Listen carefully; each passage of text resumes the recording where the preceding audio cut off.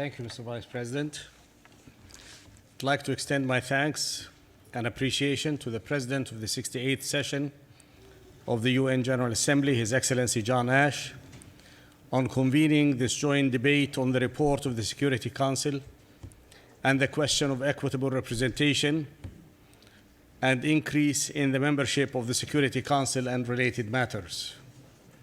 I would like to thank the President of the Security Council, Ambassador Liu Jie of China, for presenting the Council's annual report. We attach particular importance to today's debate. Member states have made great efforts to expedite the reform process. However, no tangible progress has yet been achieved. The world today is not the world of the mid-20th century. The power structure of the past is no longer consistent with the realities of the present. We request for a fair representation in the Council so that it does not merely reflect an old world order that does not exist anymore.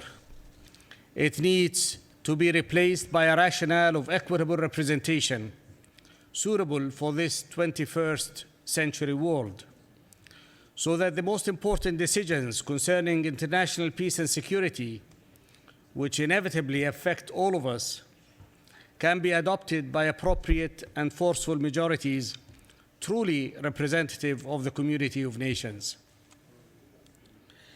The interest of the entire international community in the matter under consideration is obvious. Today's debate on the question of equitable representation and increase in the membership of the Security Council and related matters presents an excellent opportunity to identify possible shortcomings in areas requiring improvements and adjustments. The Security Council has failed to address the situation in the Palestinian and Arab-occupied territories, an issue under consideration by the Council for more than 6 decades.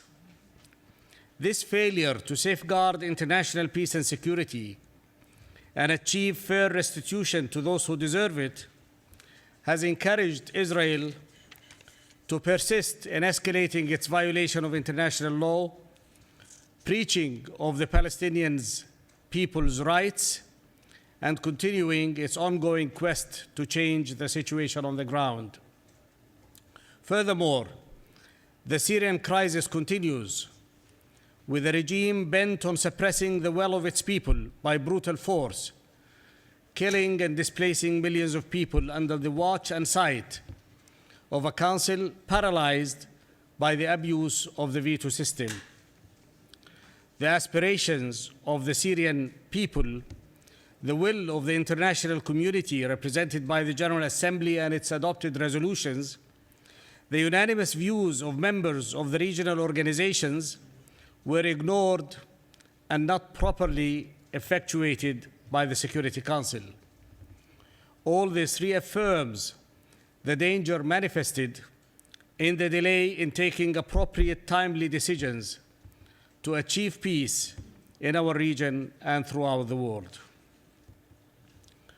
This is why Saudi Arabia calls for profound and comprehensive reform of the United Nations Security Council, increasing its membership and abandoning the veto system or restricting its use in order to enable the Council to fulfill its obligations towards the preservation of peace and security in the world.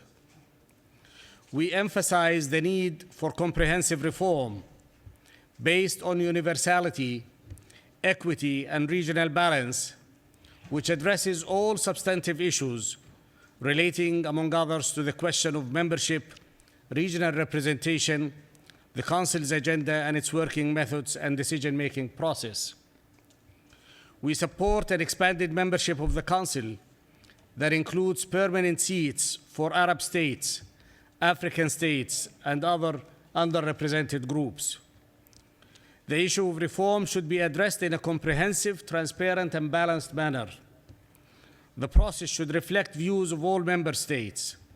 the current process that has lasted over several years is clearly not going anywhere. While we appreciate the efforts of Ambassador Tanin of Afghanistan in leading and coordinating the review process, we believe that new vigor needs to be injected in order to enable us to reach prompt and reasonable conclusions. Saudi Arabia believes that merging positions and proposals on the reform and expansion of the Council should be done after consulting with and the approval of the concerned state or groups of states. In this regard, we understand the African common position of rectifying the historical injustice regarding the continent's representation in the Council, as well as the Arab position requesting a permanent seat for the Arab group in any future expansion in the permanent membership category. There is a clear need for an enhanced and stronger presence of the Arab and Islamic world on the Security Council. The Council's annual report contains issues of high importance.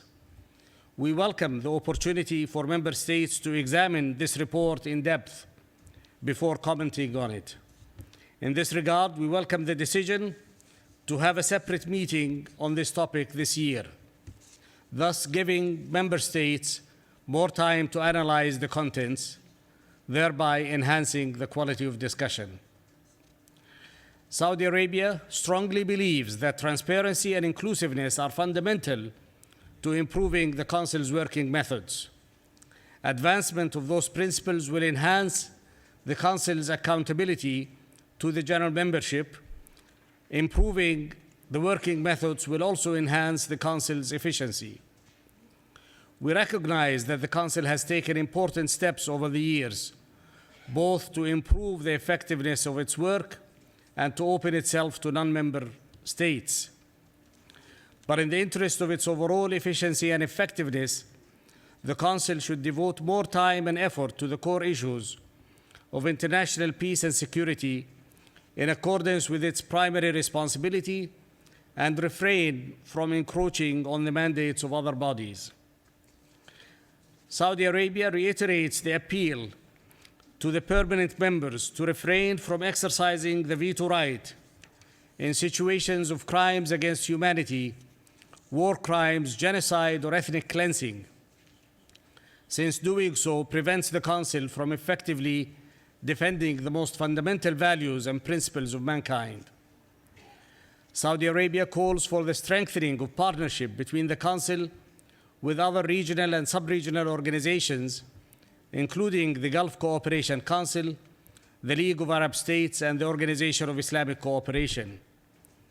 We believe that more frequent interactions between the Council and regional organizations can play an important role in solving critical crises affecting their respective regions.